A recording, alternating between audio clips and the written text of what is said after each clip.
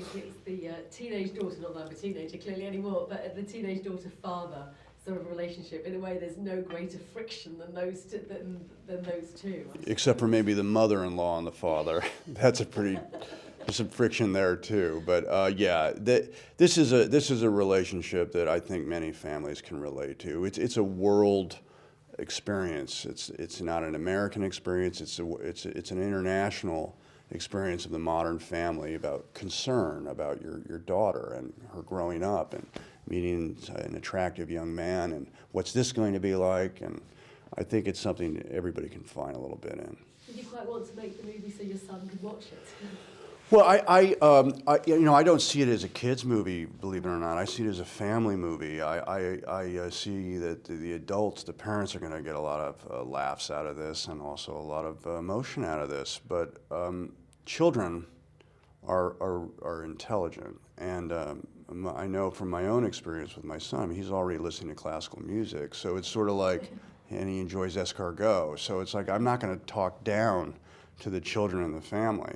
I'm going to try to approach it with the same level of commitment that I would, an independent dramatic movie. And I think there is something in this for everybody. And you hope that he and other kids get the message about going out there and living, at that kind of age. Yeah, and understand that.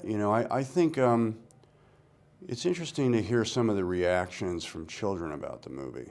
Well, first of all, it's wholesome. I'm really glad there aren't any fart jokes in the movie. I don't need my kid seeing a fart joke and doing that at the dinner table. So, I mean, this is good comedy. It's clean. It's wholesome. But also, like when Douglas the dog falls off the cliff. I mean, that's a hard moment for children. That's their scariest moment. But what's their best moment? Well, when he's still alive.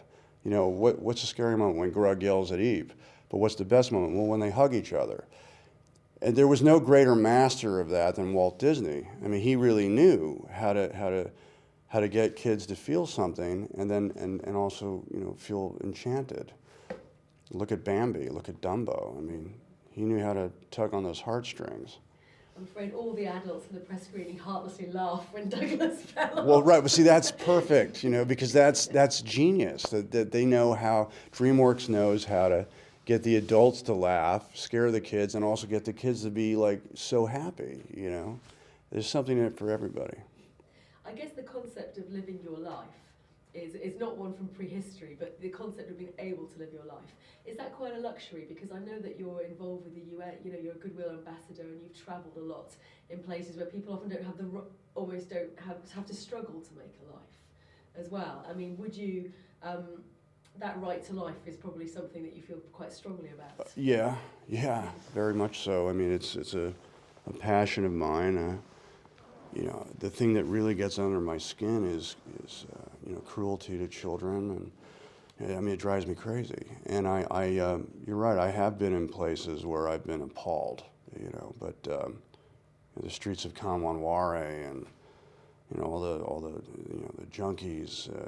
It was pretty intense. But I mean, it's something that if you care, you try to, in some small way, help.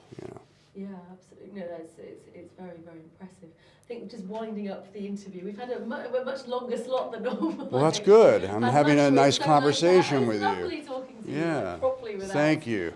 4 minutes. Yeah, it's better this way. So what would you like kids to take away from the movie, from the message of it? I don't see it as a message movie. I see it more as a reflection of like a mirror to modern family life. But somebody once told me that world peace begins at home. And I think just, maybe give dad a break and maybe give your daughter a break and just, understand that this is just life and growing. And I think everybody will be a lot happier. Yes, and actually I do have room for one more. Do you think that this could be like a Flintstones for a new generation? I hope so. I mean, I'm a 60s, 70s boy. I grew up with the Flintstones, and it's largely the reason why I wanted to make the movie, because I knew how powerful a caveman family could be. I think it could be enormously appealing to people. There are certain things that just stay fun, and I think a caveman family is a fun thing to watch. I think the door is open for a Croods 2 potentially. I would love it. I like the Croods. I want to see more adventures with them. They're ace. Thank you. Thank very you. much. Thank you. That's great. Thanks. I haven't seen such an